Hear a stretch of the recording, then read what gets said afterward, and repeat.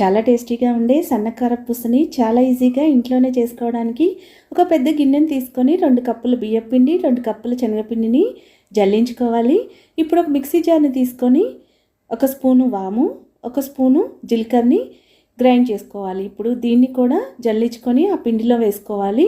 వీటితో పాటుగా 1 స్పూన్ కారము, 1/2 స్పూను పసుపు, 1 స్పూను సాల్ట్, ఒక 1/2 కప్పు వెన్న, ఇంట్లోదైనా సరే బయట కొన్నదైనా సరే రూమ్ టెంపరేచర్లో ఉన్నది వేసుకొని బాగా కలుపుకోవాలి.